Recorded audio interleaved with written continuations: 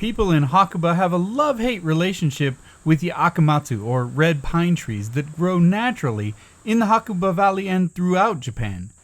These trees are, on the one hand, majestic, towering beauties, and on the other, substantial risk to buildings and property. What makes them risky is also what makes them beautiful. They sway with the wind, accentuating the breeze in their branches, but eventually, as they get old and weak, a stiff wind could just pull them down. Or, in the winter, a load of snow can snap a weak branch right off.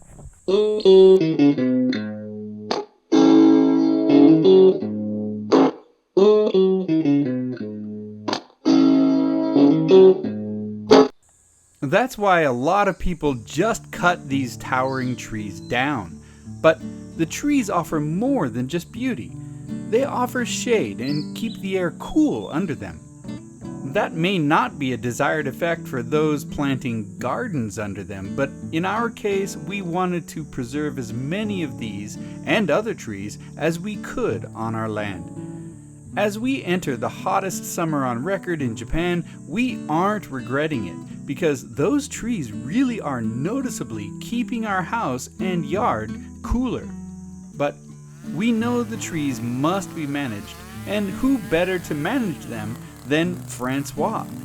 Francois lives here in the valley, and if you've watched the Hakuba 365 show Kominka, you'll recognize him as the man who, together with Noriko, his wife, are sustainably and traditionally renovating the old house that they bought in Miyasa.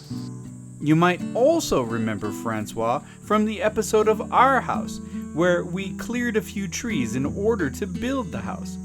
Since that day, he and Noriko have become good friends, and sooner or later will get up to Miyasa to help them do some renovation too. I'll certainly have some video of that. It should be quite a comedy.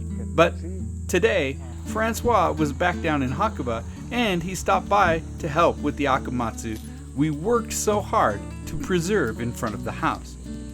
Last year, we were worried about this tree as the needles were yellowing, and it seemed like it was developing a lot of pine cones. Pine cones are one possible indication of a dying tree.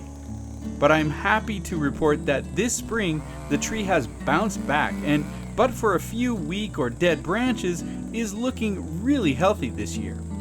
And those branches were the reason Francois came over. In fact, dead branches can be a hazard, as they can break off any time. Those are heavy branches, and they'll hurt if they come down on your head.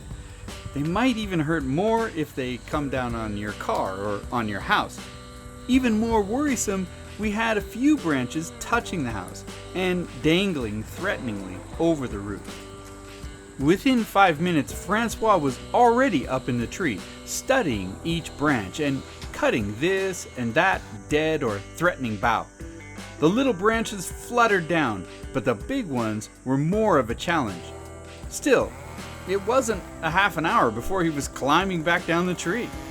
In order to control where the branches fall, Francois ties a rope around them, and an assistant will pull in the direction the branch needs to go in order to fall away from the house or property. It's not easy to anticipate how the branch will fall, unless of course you are an expert like Francois. In this case, I was the assistant, and since my woodsman knowledge fits on the head of a pin, I just tried to do what he told me to do. Next, the cherry tree on the side of the house was also a little traumatized by the build, so Francois took off a couple of branches and another branch that was pushing up against the house. So, for now, we feel safe about both trees, but I am toying with the idea of cutting the top off the akamatsu in the front. You see, Japanese gardening tradition often provides for this because this way the height of the tree is controlled and the branches are also easier to manage. In fact, these trees can be fully shaped when a good gardener starts working with one at a young age.